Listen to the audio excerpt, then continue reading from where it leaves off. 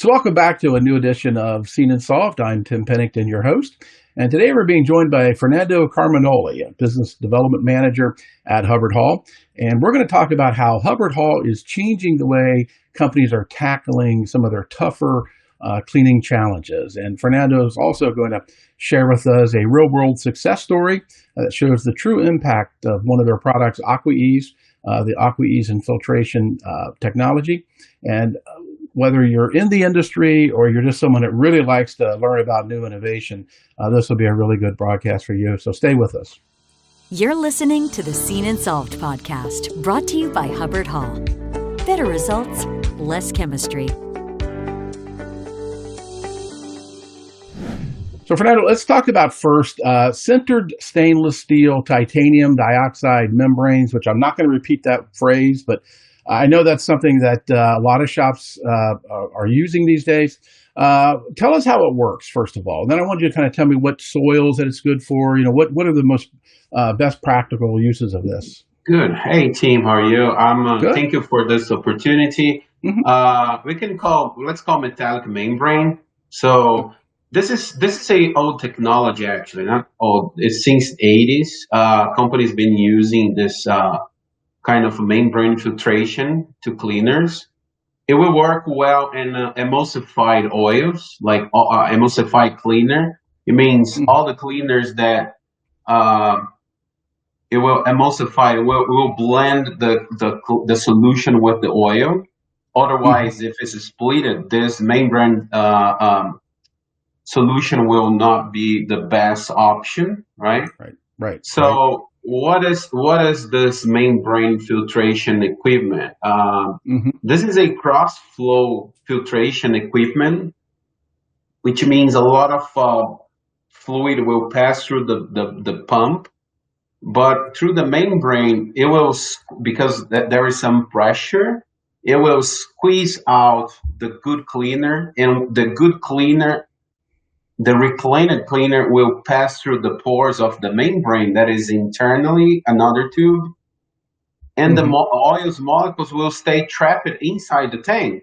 So the good cleaner together with the surfactants will be squished out of the tube, and the oil, which is way bigger molecule, will be trapped inside the tube. It will end up on the holding tank.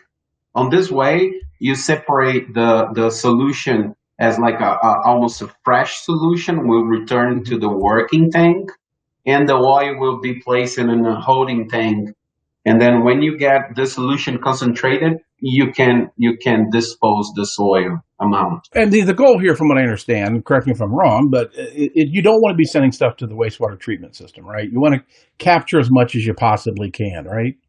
Exactly. So cleaning is one of the most important station when you anodizing, when you painting, when you do plating.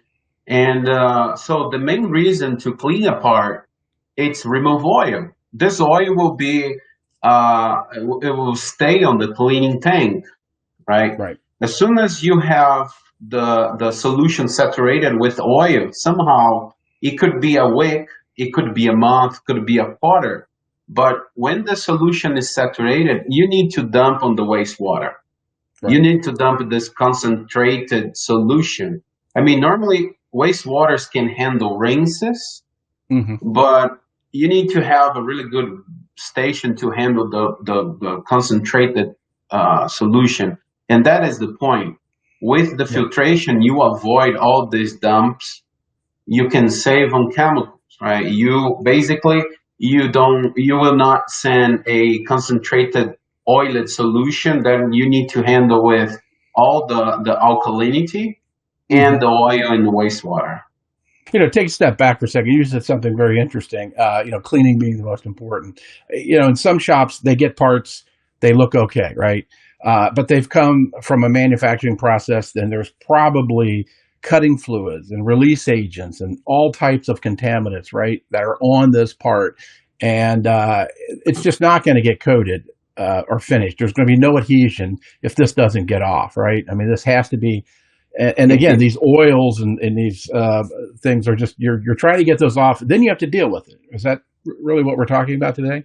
Exactly. And so all those, drawing compounds, rust preventative, stamping oils, those are the oils that will be removed from the cleaners. Yeah, they're not going to take them off before they send. They usually Exactly, and then those cleaners somehow you need to take care of, before waste, before dump all this, and the membrane filtration will help to uh, having like almost a fresh solution back to the working tank will increase the shelf life of right. the bath. So going back to the membranes, I mean, what are some of the initial concerns that you and your team and other people at Hubbard-Hall, what are some of the initial concerns and challenges your customers give to you? And how do you go about addressing those? Normally, when you look it up for cleaner is cheap comparing with the other part of the line. Those cleaners, but when you go over all the responsibility that the cleaners bring to the operation, the cleaner is like we said on the beginning is the most important. I think that the concern is never. I would not say never, but cost reduction, it's not the most important. I think that, all the uh, environmental reason is one of them. You dumping so much waste, you spending so much water on the system to clean the tank, to make up new solution to treat the water. And another concern that I see a lot on the customer is because when we're dealing with this situation, it means that we have a lot of oil on the tank, right? Mm-hmm. A lot of parts, dripping oil that goes to the cleaner. And especially when we're talking about barrel lines, parts that go Right. inside the barrel, Mm-hmm. as soon as this cleaner it start to build up some oil, all the oil will overflow on the tank and it will carrying over on the barrel system. It's easy to happen, and then you have oil all over the line. It could happen with racks as well. Right. But those are the main concerns. And then you see, like, very often you step on the line and then you see oil until the finishing of the line. I would say, for example, you go for a zinc plating shop and you see after plating on the passivation, for example, or sealing, you can see the oil overflowing. So Right. that came from the cleaner. That came from dragging from the cleaner. Those are the concerns that we saw on the cleaners, that on the customers that are already using this membrane filtration to remove all the oil. Basically, all the oil that getting into the system, you remove out of the cleaner for the holding Mm-hmm. tank, and that's basically solved the problem.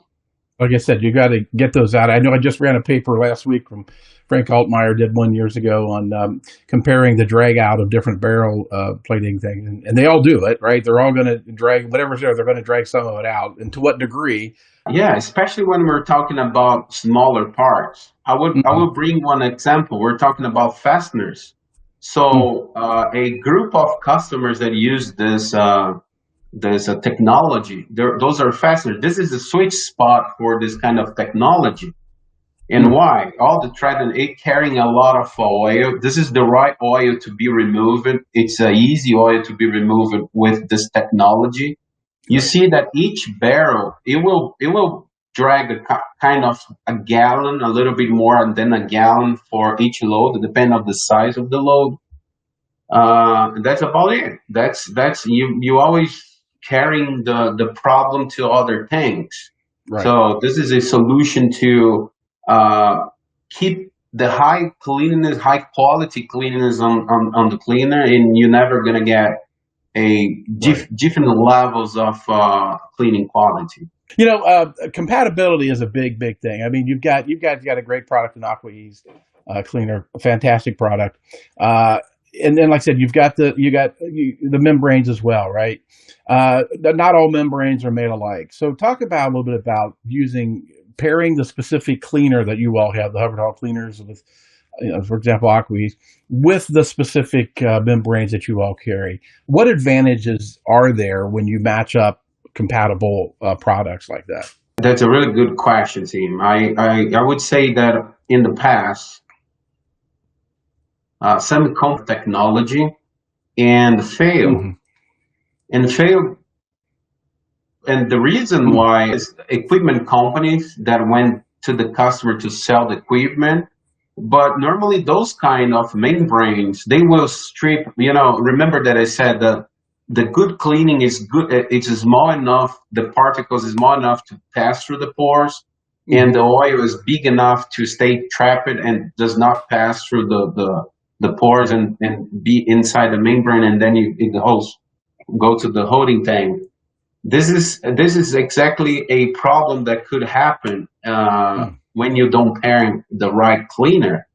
You start to strip off all your surfactant. It means you will titrate, you will check concentration in your cleaner. I would say that should be 10% and will be 10%, but it's not cleaning any longer because part of the power, it came from the surfactant. If you don't use the right, so we developed a product line called Aquaease cleaners. So they pair exactly, and that's one of the assets that we have when you pair. It's like a marriage. You need a understand about the equipment and understand about the chemicals as well. Bring all together, you can have 100% of success. Right. So this product line, we can have even the right cleaners, the right surfactant blended on the cleaner. You can have formulations to work in the small lines, to work in different kind of oils. Sodium based or potassium based or a blend, low cost impact. All this product line, we have a product line that is made to work with the membrane filtration. And definitely the key of the success here is using the right cleaner to pass through the membrane. I was going to say, it sounds like they complement each other, what they do. And if you got to get that, these products are well engineered, right? I mean, they're designed to do a specific purpose, considering what the cleaner is going to do, and then also what the membrane is going to do. And if they're in mesh, you get a really good success with that, I'm sure. Exactly. And if you have the wrong product to work on with the membrane filtration, if you strip off your surfactant, for example, from the cleaner, you will lose all the property for emulsified oil. Then all the oil that will come to the system will be on the top of the cleaner. And every time that you clean the part or trying to clean the part and you lift it off the part, it will re-oil all again. You're back to square. That would be a problem. That would be a problem. We talked about a real life example. So tell us about that. I mean, you guys just went out a while back and had some really good success with a customer. Tell us, how did you use the Aquaease cleaners, and what was the effectiveness, and how did it work with that filtration system? Okay, so we have a bunch of different kind of customers, different experience on the market. I would say one well-known case is a customer that is using a liquid cleaner. They have different lines, all plating rack lines. Mm-hmm. But the scenario before the membrane, they used to dump the cleaner every week. They used to dump every month. I mean, every 4 or 5 weeks, they dump all the tank. And we're talking about several lines that all the tanks are kind of combined. But on the reality is, they should be changed every week because they reach a oil concentration in one level, and then the customer, to not be even more expensive, they hold the solution until a month, right? At least to get the 4th or 5th week. So They work here. They work with this condition for years until we got the opportunity to, get in touch with the customer, talk with the customer. We tried this technology, and the reality is as soon as we start to remove the oil and keep the oil, I would say below 1% on the cleaner, that was a game changer. That was exactly a game changer. So far, this customer is already 5 years without changing the solution. I mean, Wow. the same solution, it's only adding product as a maintenance. So no dumping anymore. They're running in a no dump stage for 5 years. So that is That's incredible. that's incredible. Yeah, I was going to say, because when you're talking about dumping, I mean, you're talking the line is down, right? It's going to be down for a while. You've got to dump it, you've got to replenish it, do all these things, and over a year period of doing that, like you said, the old way, you're talking days and weeks of that line not being in use, right? So they're not being able to put through parts for them. Exactly. We call this downtime. We call this downtime team. Which you'll never get back. Exactly. It's done. And how much is this? Like you can start to put some numbers on the paper. And what happened when the day that you put on the board that, okay, today is the day to dump the cleaner. That will be the cycle. You need to dump all that saturated solution. Somehow you have a cost for that. If it goes for your wastewater treatment, of course that you're gonna need to put some chemicals to treat. You need to take care of the oil. You need to spend more water. But if you have another solution, it's hauling off of to have somebody to pick it up the concentrated waste.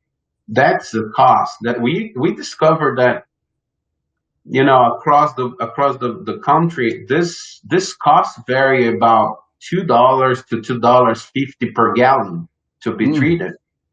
So when is the downtime? So you take it out the old solution, you need to rinse the tank. As soon as the tank is rinsed, you need to add water, heat it up the water until the running temperature, I would say 160, 170, maybe 180. And then you add more chemicals. And then you you back again to the line. I would say if you need to do this with your line every month, and it takes 3 hours to do all this process, on top of the cost for the waste cost, you have the downtime. So how many parts you should produce on this 3 hours line cycle? Because you're taking, if we're talking about automatic line, you cannot load the parts and waiting for the cleaner. That's the upfront of the line. So until you come back to the production, and then you need to load the cleaner, and then you're gonna fuel the line again. So that is a lot of hours. It's a lot. Yeah, and like you said, repeat it again and again and again. It does. And like I said, if you could get back, these days and weeks, you can almost get 10 or 12% more use out of your lines than you had before. So that's really incredible. I was going to ask you, besides just the just basic reducing waste. What other benefits does using the membranes and really bring a shop? And like I said, I'm assuming you're probably going to have better adhesion at the down line where you're doing the coatings, right? You're probably going to have a cleaner part that's much more prepared to take the coating. But what are some of the other benefits in that? So if you take, like you're talking about adhesion, I would call all this quality. On the painting, you have better adhesion. On the, I don't know, if you're doing rubber banding, or if you're painting, or if you're plating, you can have blisters. You can have area that it will peel off from the part. So everything is related with quality.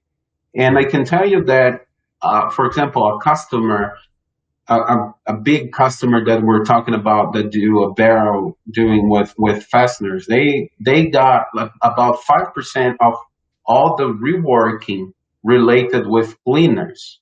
That Really? was the one Wow. measurement that he got on the all the reworked problems. Mm, 5% was related with oil on the cleaner. wow. After all we install this equipment that's the membrane filtration, take care of all the oils from the beginning. Another thing is, as soon as you have the oil, you remove the oil, it means it will not create a soak on the cleaner. Right. So that 5% went down for zero in a That's incredible. short period, right? Right. Uh, Talking about the benefits that can bring, again, cost is always on the board, especially when we're talking about automotive. So we're a little different. Pennies matter a lot, but Hmm. cost is not the first thing that the customer is looking for when we start to interview and screaming for pre-screening to see if this technology will work. I think that always the number one is it's on the environmental side. Mm, It means all the costs involved, waste costs, water reducing, waste reducing, especially companies that is ISO 14,000, companies that has like EGS standards to be accomplished. This is a perfect technology. This is a right. perfect technology. Also will bring a lot of benefit for your line. Hmm. That's a plus. One thing as you were mentioning there, I often forget about. Water is pretty much the most expensive chemical these Right. facilities use, right? I mean, some of them will spend tens of thousands of gallons of on a year, and it's something Exactly. that it costs. So any way you could look at those and any savings in that process is going to help. And team, this is a discussion that I have with my wife every week. So if you compare 10 years ago, the cost for water and energy for the last 3 4 years, it's incredible. It's Right, incredible. right. I Yeah, mean, it's always compared with American with the American cost with European costs. So the energy cost in Europe is higher, but mhm, here it's changing every day as right, everything raw materials and right, everything that you save it. This is it means a lot. It means a right. lot. It adds up, and like I said, it does add up. It's pennies a week, or pennies a day, or dollars a day. But at the Right. end of the year, it's a substantial amount that they could save in that, and not just that, even with time and quality, as you mentioned. Exactly. I would say on top of this, you have the also the benefit to increase the cleanability, Right, all the cleanliness that it right, will bring on the line. I would say right. I explain it, carrying oil all over. Outside of this, I would say metal finishing operation, we have some customers that use this product, attach it to the wastewater. What it means, I will give you one example. Some customers that they have no metal finishing operation, but they use for example, a compressor, Hmm. and this compressor uses oil, and this Right, oil will part will emulsify in the water because the oil as a nature. And so we've seen a lot of customers, they start to have problems on the wastewater. mm, So you can install this product on the wastewater to avoid dumping. You have a high amount of oil or organics on the waste. right, So that right. that is another way to control the fats and oil on the wastewater. It seems like just smart business because I think anytime they bring you in, anybody from the Hubbard-Hall team, to really look at it, you're going to find some type of savings and also ways to improve their quality. So it's been very informational. Like I said, and it's something that a lot of shops maybe don't put a lot of time thinking about in it, but it's something like you said. It's usually that's where the problems start, right? If you're not cleaning the product right, or if you're carrying it around with that. But well, great. Well, Fernando, appreciate you joining us. I know you're out at some of the trade shows, and you're always out there talking with customers and stuff, but they can reach you, and I'm sure you'd be very happy to come to their shop and show them, and maybe they'll be your next success story that we can talk about. I really appreciate this opportunity, and thank you so much for this time. I would say any customer that would like to chat about this technology, you can reach me out in any platform on Hubbard-Hall, my contact. I'll be more than happy to help. Thank you, sir. Appreciate it. Have a good one. Thanks for listening to Seen and Solved by Hubbard-Hall. For more episodes, visit hubbardhall.com or wherever you get your podcasts. Be sure to like and subscribe, rate and review, and join us on social media. Produced by Aquaease.